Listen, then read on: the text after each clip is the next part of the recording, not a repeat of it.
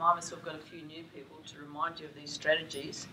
Does everyone remember what this was from last time? One ring means shush. Second ring means shush. You've got a minute.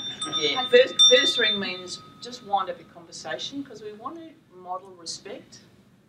We don't want to just shout at people to all be quiet. So we want to say, just finish your conversation. You've got a minute to finish what you're saying.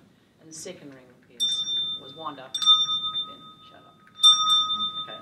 So now, also, just something to reiterate: if you don't have, for some reason, a partner to go to Paris with, or any of those blocks, there's an empty space. The strategy is to put your hand up and say, remember? Desperate and dateless. That's right. Like, I know one to go to Paris with. And it depends on your classroom, you know, what sort of jokes you want to do. But, you know, I'm available for an appointment. Who'd like to go to Paris with me? And I've intentionally done that also because, you know, when you teach a class, there's always someone away. There's always someone new. So it means that there's always that space. So that adds on to that strategy. And if there's no one in the room to find, there's always me. And that means someone always finds somebody else. Or it actually gives me a great chance to talk to students and to get to know them a little bit and connect.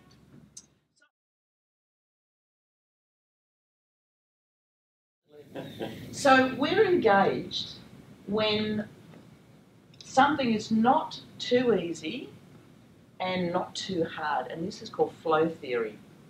And it's about computer game developers have got this down pat. And that's what we want to create our classrooms to be like, where we slowly increase the time and the skill so it's not too easy. We slowly increase the difficulty so it's not too hard.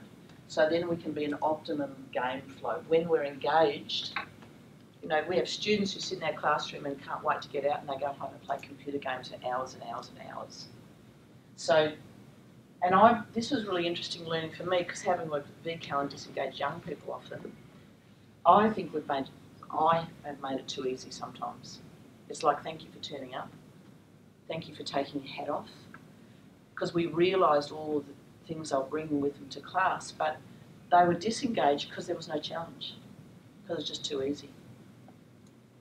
So, this is a very clunky sentence which I took from a research, but only 15% of classrooms studied had more than half of the class at least paying attention to the lesson.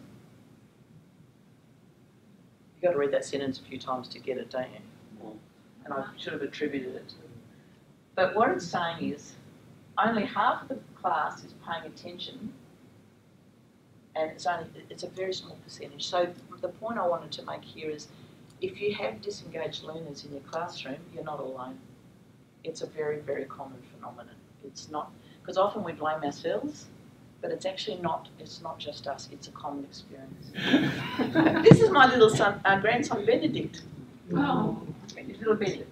And and I've got two other little grandchildren, one is 4 and one is 2. And I just love spending time with them because every time they see me, they call me Nanny Goat. You know? Well, no, Nan, now it's getting down to Nanny or Nan. But, because I was going to be Nanny, and they said, oh, you can't be Nanny because that's like Nanny Goat. And I said, no, that's good for me.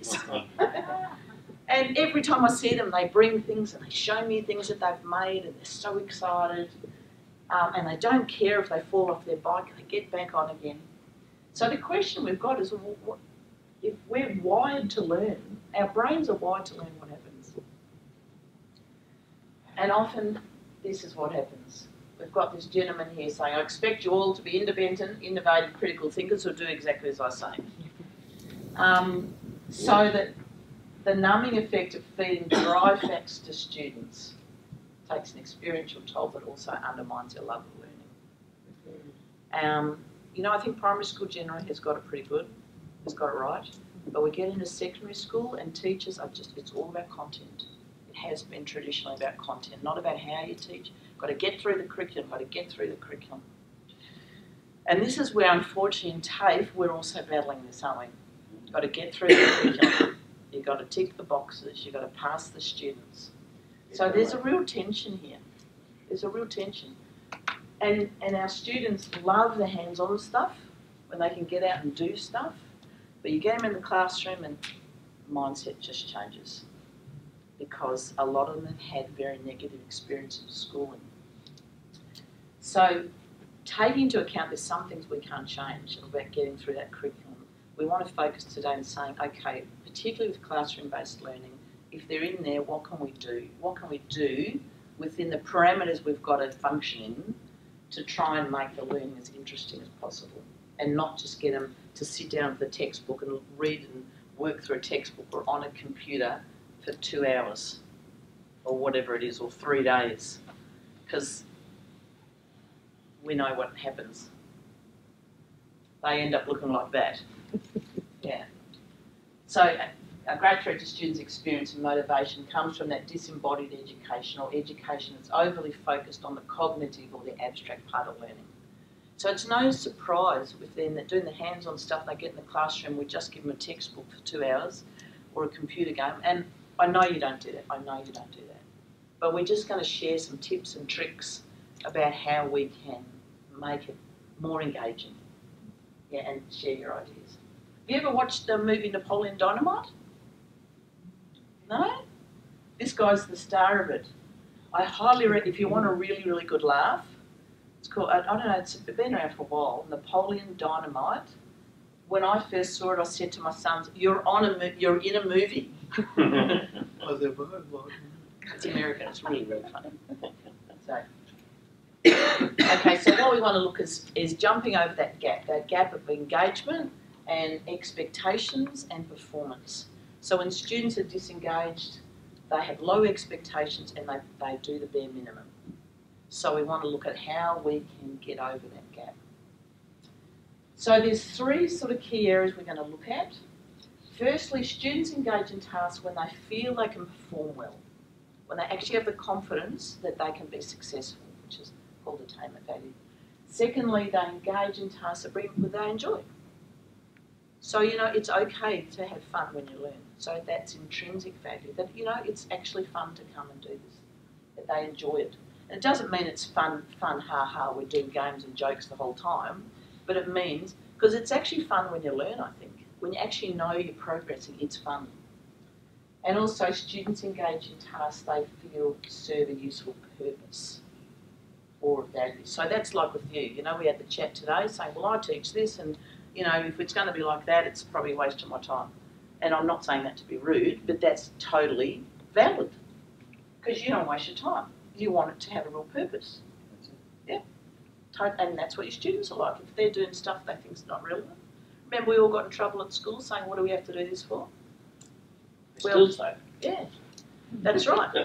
So we've got to look at how we can present that to say, yeah, well, there is a reason. There's always a reason.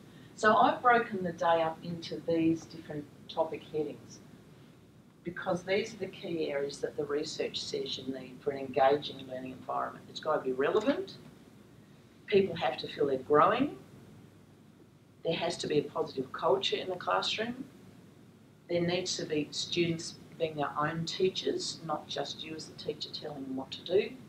And there needs to be a level playing field, that regardless of whatever challenges they bring to the room, they feel included, they feel safe to learn. So these are the ones we're going to unpack, some faster and some slower. So we know everyone's got learning goals, and you've got your learning outcomes. So we look at the content, we think about what we're going to teach, but the focus is on what do you want the students to learn. We've traditionally been the teacher who fills up all the empty vessels with knowledge. We're the experts. And to a certain extent, when you're teaching a trade or when you're teaching a skill, you do have to give direct instruction. But the shift is from being the teacher as the focus to being the student as the focus.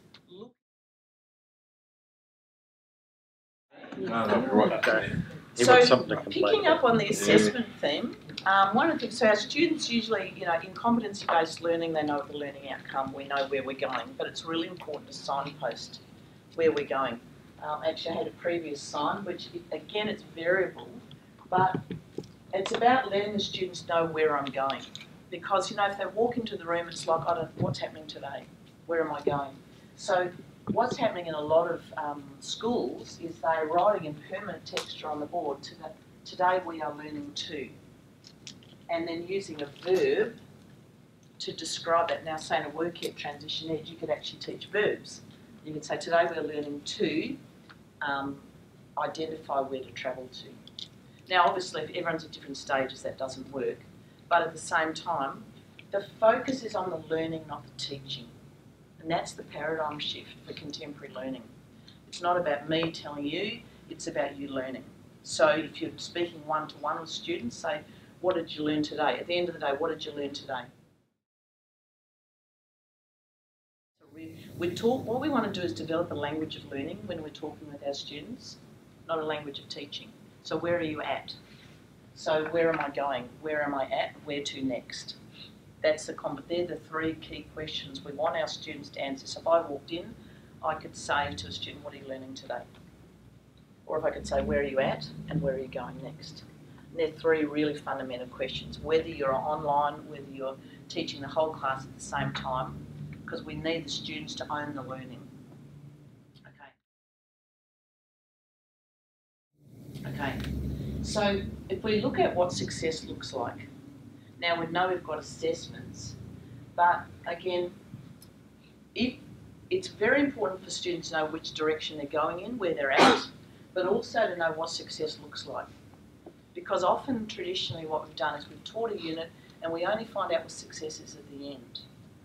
So it's really important to show right up front, this is what success looks like. Now, depending on what you teach, it could be a model. It could be an exemplar, so an example of a form filled out correctly, to say this is what a form filled out correctly looks like. It could be a checklist to say, and with competency-based training, you've got all the different elements usually, and you can make a checklist. You also could use a rubric. And has anyone used rubrics at all? Do you know what a rubric is? Some of you are? Okay. I'll just show you because it might be a useful tool and I'll get some feedback from you. And also co-constructing success. Where you remember we did that last time and I got everyone to write on a sticky note, you know, to say, what do you want to get out of today? So with your plumber guys who are all coming tomorrow, you know, you could say, what do you want to get out today? And if you ask the whole group, no one's going to answer, but if you get everyone to write on a sticky note, what do you want to get out of today, you'll get feedback from where the pointy, spiky points are in need. So rather than just this is the content, you've got to learn it. We want to find out where they're at and what they need to know next. So a rubric is something that looks like, you've got a handout here. This is a really simple rubric I've designed, that blue sheet, if you want to get that one out. I've designed that based on what we're learning today.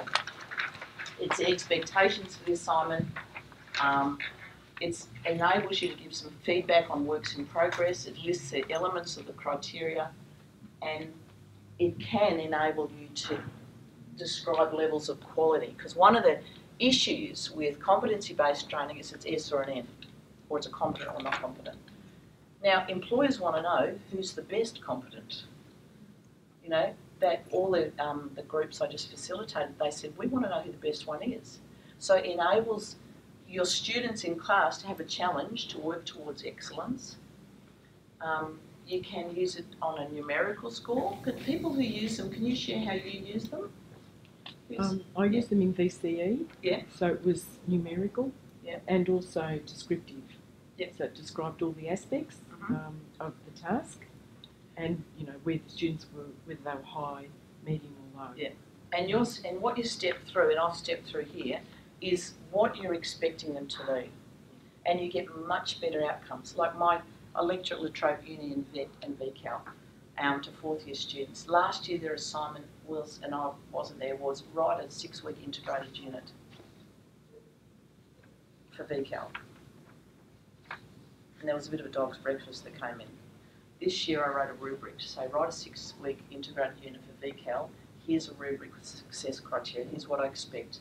Mapped to all the learning competencies of take into account applied learning principles, list of resources and references.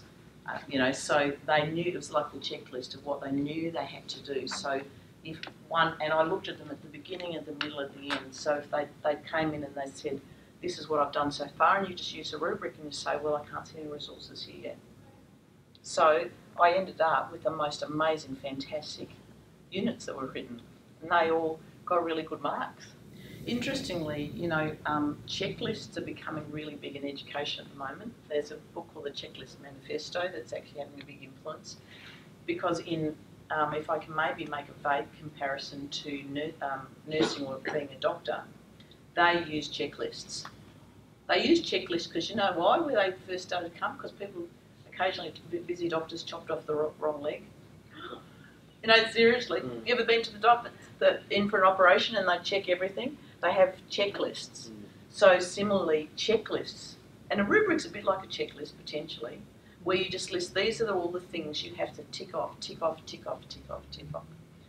I'll just show you this thing on rubrics.